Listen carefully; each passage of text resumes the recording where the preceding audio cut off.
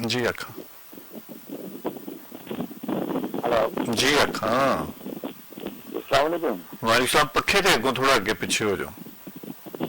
जी जी sir, क्या हाल है? ठीक ठाक हाँ हो? मैं ठीक हाँ। जी सर, राना सुलेमान बोल रहे हैं टाउनशिप लाहौर से। जी सलमान साहब फरमाओ।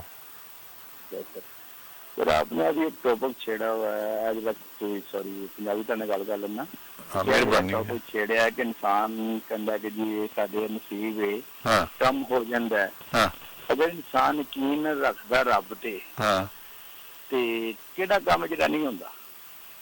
ये तो तुसी दसो ना, ਤੁਹਾਡੇ ਜ਼ਾਹਿਰ ਸਾਰੇ ਹੋਏ ਨੇ ਤੇ ਇਸ ਕਰਕੇ ਤੁਸੀਂ ਕਹਿ ਰਹੇ ਹੋ ਨਾ। हाँ बिल्कुल, देखो ना, नहीं नहीं कुछ ऐसे काम है जो मेरी जिंदगी च मेरे नाल नहीं होए, हम्म। पर की यकीन रख के ते उन्होंने काम छड्या ते नहीं।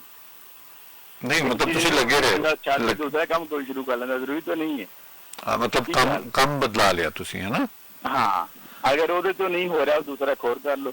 ਤੇ ਜਦੋਂ ਬੰਦੇ ਦੋ ਤਿੰਨ ਕੰਮ ਕਰਕੇ ਉਹਦੇ ਕੋਲ ਫਿਰ ਸਕਤ ਨਾ ਰਵੇ, ਪੈਸੇ ਹੀ ਮੁੱਕ ਜਾਣ ਉਹਦੇ ਕੋਲ, ਫਿਰ ਕੀ ਕਰੇ? नहीं पैसे भी मोगी हिम्मत ना हारे, अगर हिम्मत हार गया अच्छा। तो फिर किस्मत लगे बैठ जाता है। बिल्कुल जी ठीक है। साडी किस्मत च नहीं हैगा, ये तो गलत है ना। मतलब हिम्मत ਤੁਸੀਂ ਕਹਿ ਰਹੇ ਹੋ ਕਿ ਤੁਹਾਡੇ हाँ, ਕੋਲ कि ਪੈਸੇ हिम्मत नहीं हारनी चाहिए, यकीन यकीन कामल होना चाहिए इंसान पैसे है या नहीं है, ਤੁਸੀਂ ਹਿੰਮਤ ਨਾ ਹਾਰੋ, में। हाँ एक दिन कामयाब होवोगे। हाँ बिल्कुल हैं जी?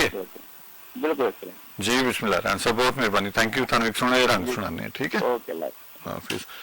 ਲੋ ਜੀ, ਕਲਾਸਿਕ ਟਾਈਮ ਯੂਸਫ ਪੰਜਾਬੀ ਤੁਹਾਡੇ ਨਾਲ। ਅਸੀਂ ਇੱਕ ਰੰਗ ਸੁਣਨੇ ਹਾਂ, ਉਸ ਤੋਂ ਬਾਅਦ ਤੁਹਾਡੇ ਮੁਫੀਦ ਮਸ਼ਵਰੇ ਜਿਹੜੇ ਨੇ ਉਹ ਅਸੀਂ ਬਗੈਰ ਫੀਸ ਤੋਂ ਹਾਸਿਲ ਕਰਾਂਗੇ।